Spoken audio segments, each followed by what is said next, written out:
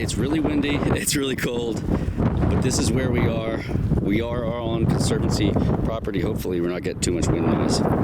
What I think of the ruins, we can see them right from here. Here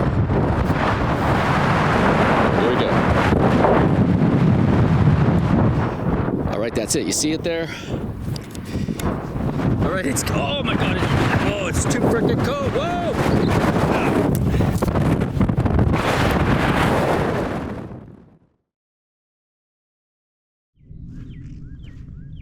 Spring is, I think, finally in the air. Brett here, and welcome to another episode of TopoRanger. I'm glad to have you here with me. And we are back at the Wizard Ranch today. And we came back here because I was here last week trying to find some ruins that I thought that I saw while I was driving down this road down to the Accomack Inn. And I figured out where they were and why I didn't see them before.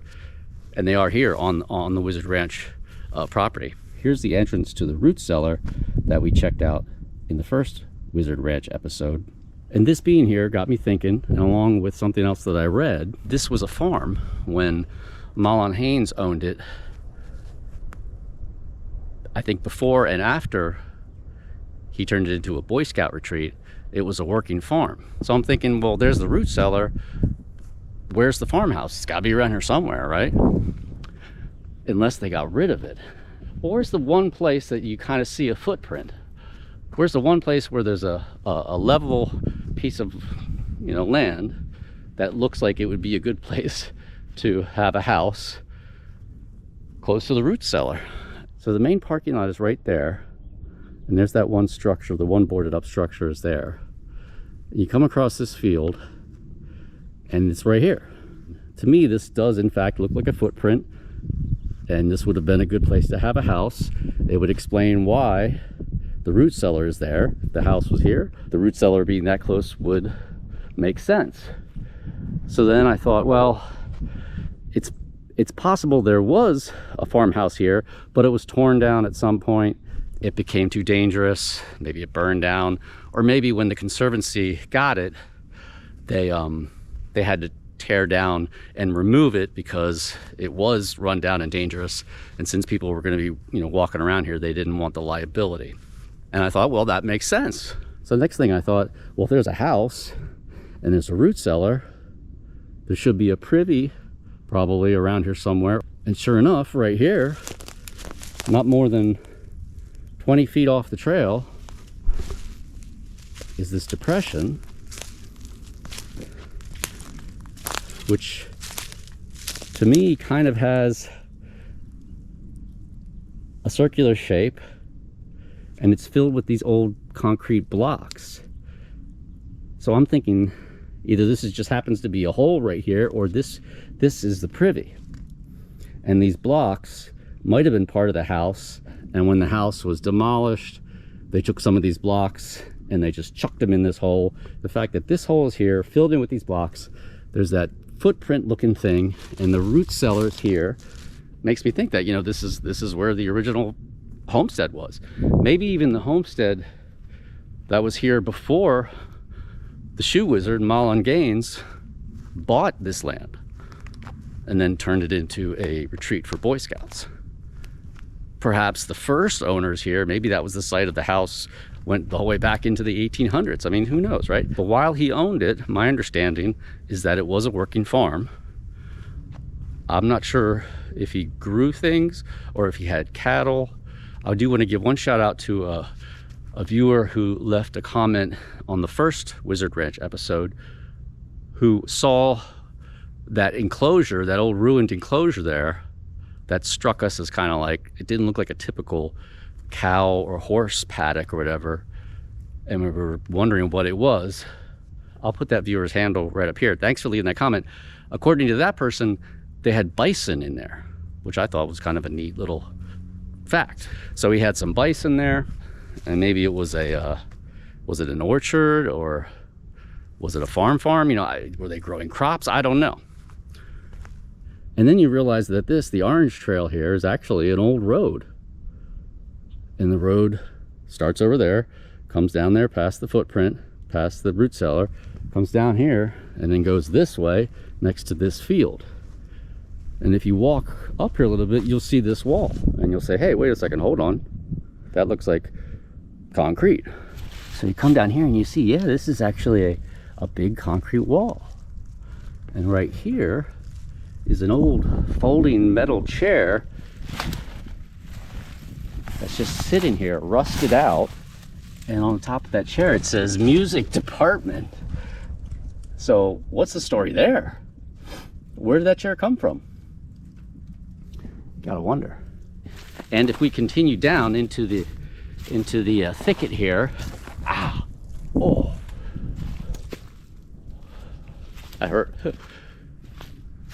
Follow this wall as it comes down the hill here. I'm not really in the mood for thorns today, so I'm gonna sneak around here.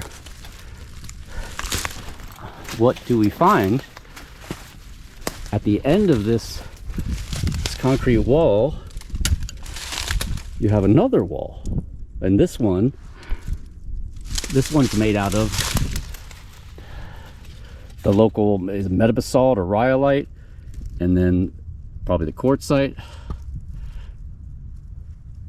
But what is this? So there was another structure here at some point, and then they put a big concrete wall here. What's up with that?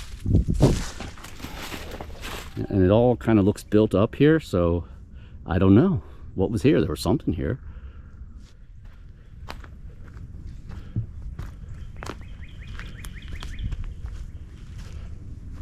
So we're back on the Orange Trail, which used to be a road.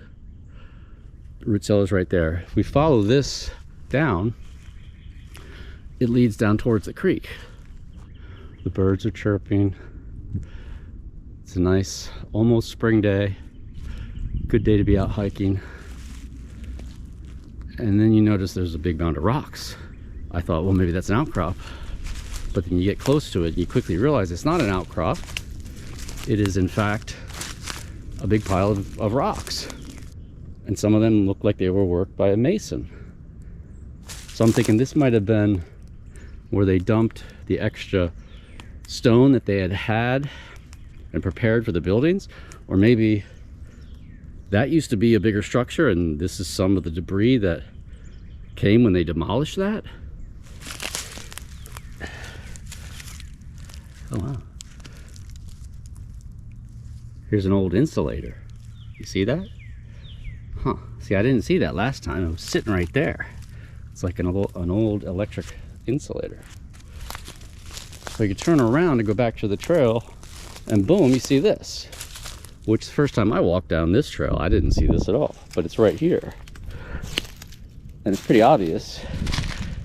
It's a concrete trough of some kind. Maybe a watering trough for animals. Farm animals, right? Because we do know this used to be a farm. And then over here you see this old fence post.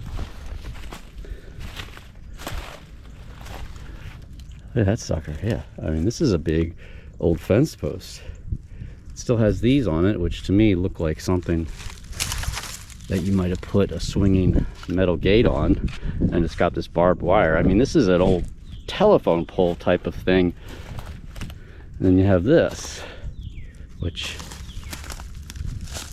has these holes in it. So wait, okay, hold on. I think I actually just realized what this was, is that this used to be, in fact, an electricity pole or a telephone pole, a pole that had wires and it ran the electricity to the house or to wherever that was. And this is the cross piece here, and you would have had, boom, you would have had various insulators coming out here. And here's, yeah, this one even has the original peg still in it. Maybe, I don't know. What do you guys think? And this used to be higher. This used to go across it, right? And at some point they just cut this and it fell down.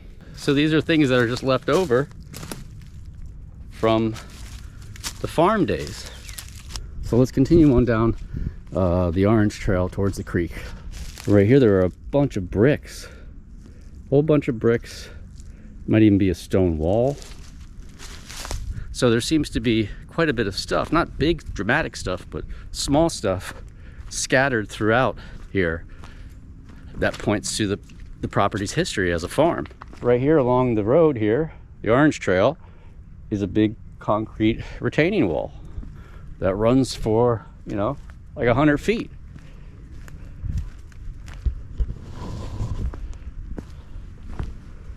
Right here. Orange trail. Stream is behind us. Right there is a natural outcrop. This is actually a little hill right here. And it outcrops there and over there. And I'm thinking that this might be where they were pulling some of that metabasalt or the rhyolite or the quartzite that they used to build the structures. This might have been an old artisanal quarry that the farmer used, and then that Mahlon Haines used to get the building material, the stone building material, for the 3 structures that I know of that are on the property. 3 structures from the past, not modern structures.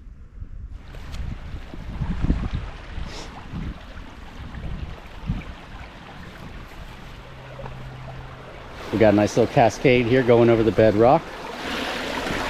So this stream runs down towards the river and ultimately kind of goes past the Yakima in there. Now we're going to head up to this structure here, which we did not see in the first installment of the Wizard Ranch video. I am kind of curious as to what this stream does now, because we haven't been down this part of the ranch yet. And I'm wondering what else we could find down there. I'm seeing something right there that could be a big wall, or maybe it's just an outcrop.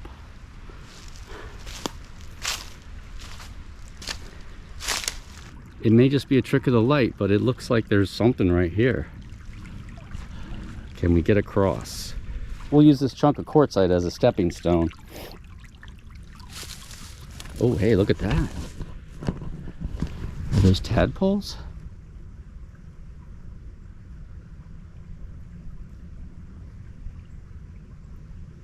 Huh. No, those look like shiners or little creek chub. There is kind of a path going up here. Not sure if that means anything. Probably not.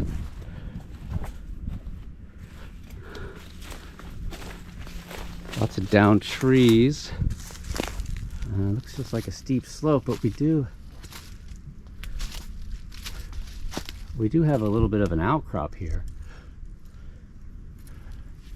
But I don't see anything that looks like a structure. It's just a steep slope. All right, back to the main mission.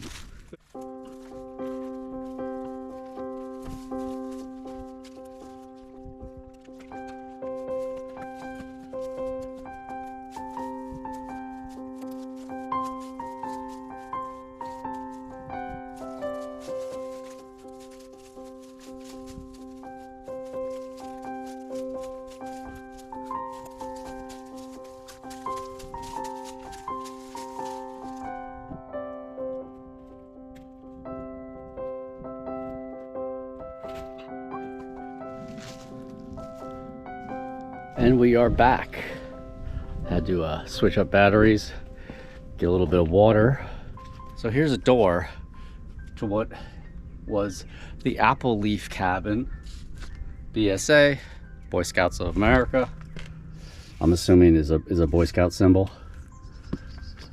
And this building is built in a very similar manner as the other one down by the main parking lot. It's made out of metabasalt, rhyolite. There's that nice Chickies quartzite, white quartzite. Now over here, there is a window. But yep, there you go. The old Apple Leaf Cabin. Nice fireplace, and look at that mantle there.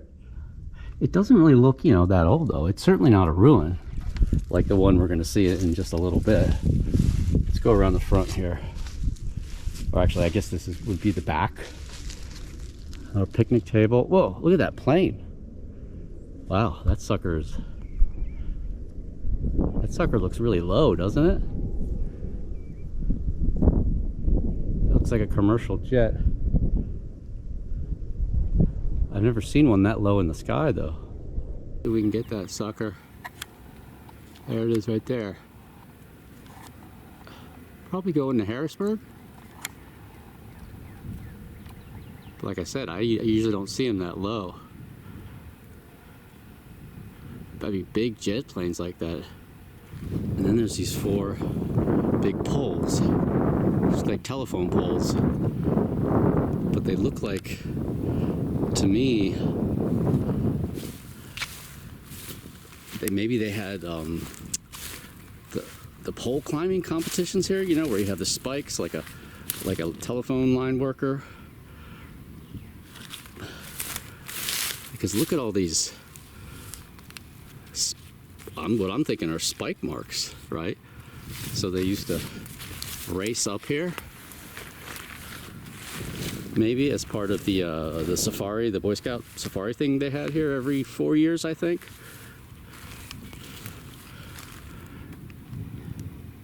And it's a 30-foot pole, and then at the top, here, let's go over here.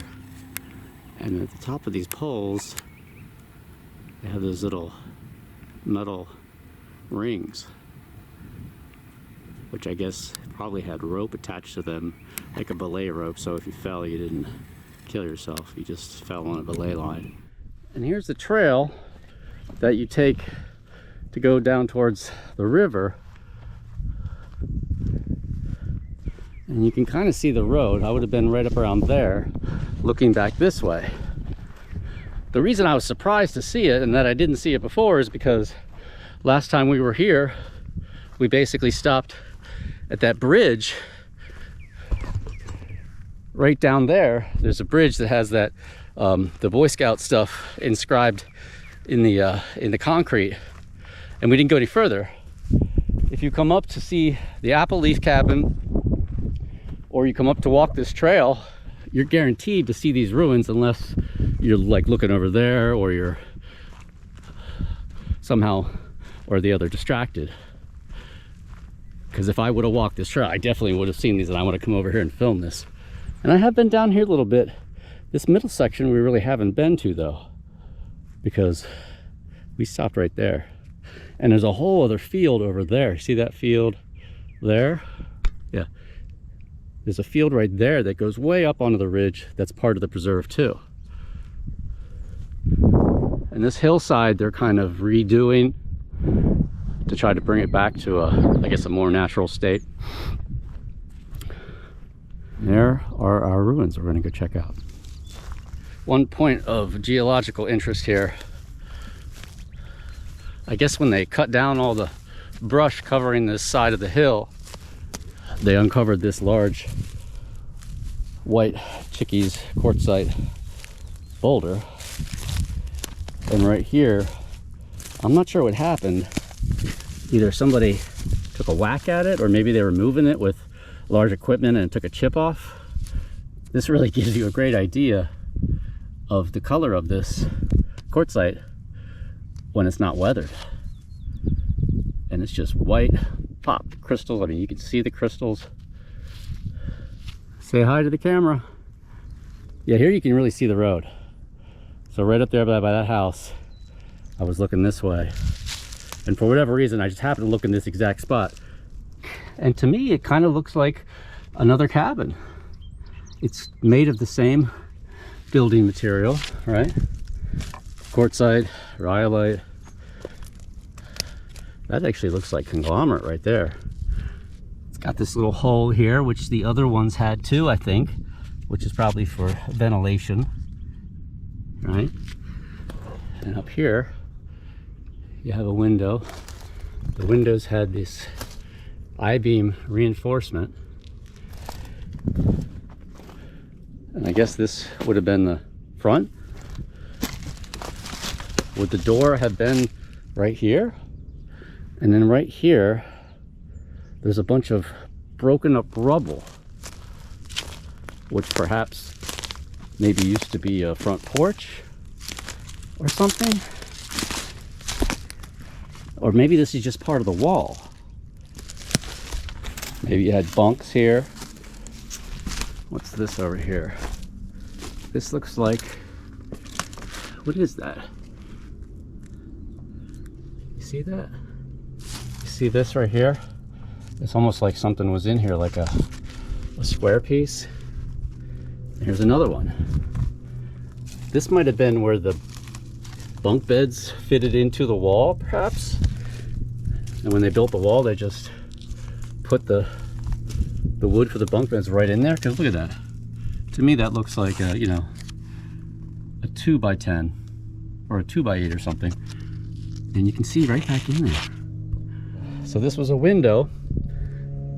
You can see the apple leaf cabin from here.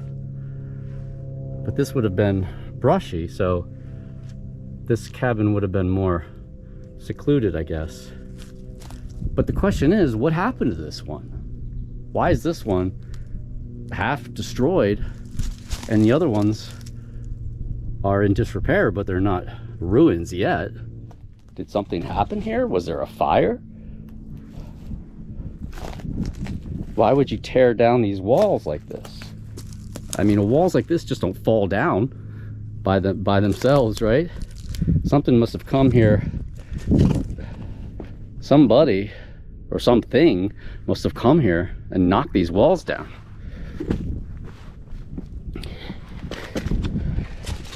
Here's an old can, right? Dinty Moore stew or something. You know, or Vienna sausages. That's what that looks like. This is old though. Hey, look, here's a piece of pottery. Hey, look at that. Huh.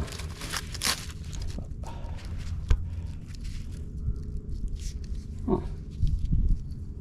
Huh. Wonder what that is. It doesn't look that old, but huh. And from this spot where this old cabin is, you can actually see the river. We're high enough up. You can see the river just downriver of the Accomack Inn. Right there. Now when the leaves are out, you might be able to get up there and see it, but you're not going to be able to see it from the cabin. But 50, 60 years ago, maybe the view was better. I don't see any wood in here. There would have been a roof, and it looks like there would have been bunk beds. Maybe they took the wood and repurposed it. Maybe there was a fire. Maybe there was, who knows? What's the story? What is the story here? It's probably something very mundane, but as long as we don't actually know, we can speculate, which is always fun. I guess people might have just come up here and destroyed it for fun, but I don't know. It kind of seems like an out-of-the-way place to come and do just random vandalism. So again, why is this one destroyed and the other ones aren't? It looks to be the same type of construction, the same period construction, same purpose. It was a cabin, 3 cabins total. Are there more cabins? Somewhere here? Over there in that field, maybe? Up there? I mean, the preserve goes up there, goes way over there, comes back around the pond. Makes you wonder, right? Maybe a lightning strike burnt the roof down and everything inside of it, and then it just sat here. And local kids maybe came up here and knocked over the walls for fun. I mean, you know, it's possible, right? But it does look like they cut some of the brush down here. It's a cool looking ruin though. You have to give it that. Okay.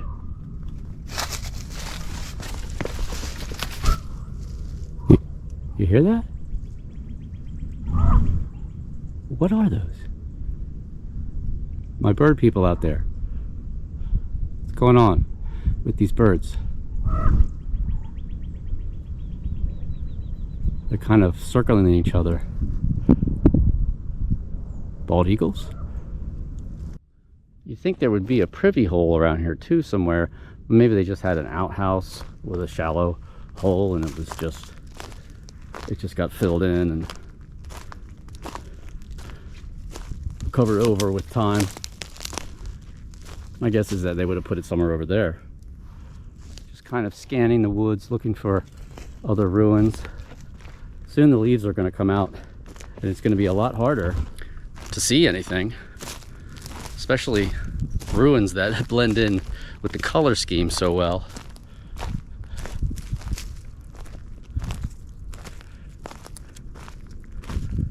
And I do wonder what kind of farm it was. Was it like a crops farm? Was it a cattle farm? Was it like a dairy farm? I think it was a farm when the shoe wizard bought it. Mahlon Gaines. Sorry, I keep saying Gaines. Mahlon Haines. I probably said Gaines earlier in the video, so scratch that. Mahlon Haines. M-A-H-L-O-N.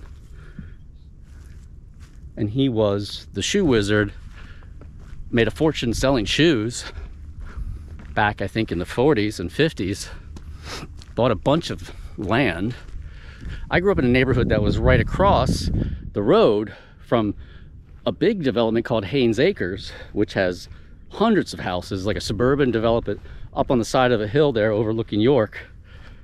And as far as I know, that was all built on land that he owned. So my guess is that he took all of the money that he was making from shoes and he put it into land. He also built the shoe house, right? Which is pretty famous. It's a big house that looks like a shoe. It's right on Route 30. That was a kind of form of marketing. And it was an ice cream parlor. You used to be able to stay there, I think, but it's been an ice cream parlor for a long time. And I remember going to the shoe house, you know, as a kid. Just think it was the coolest thing ever, you know? You drive by, and you know, if you know where it is, you could see it from the highway. And it's just a big, ugly looking shoe, but it's pretty neat. If you look, this entire hillside has been planted with these. But yeah, let's see where this nice big trail takes us. It's the red trail. I'm thinking it's gonna take us down to the creek. What's that? That's coming from Lancaster. And they're testing out a siren. Look at this. What's this? Is that an old privy? Is there another cabin around here? The mystery deepens.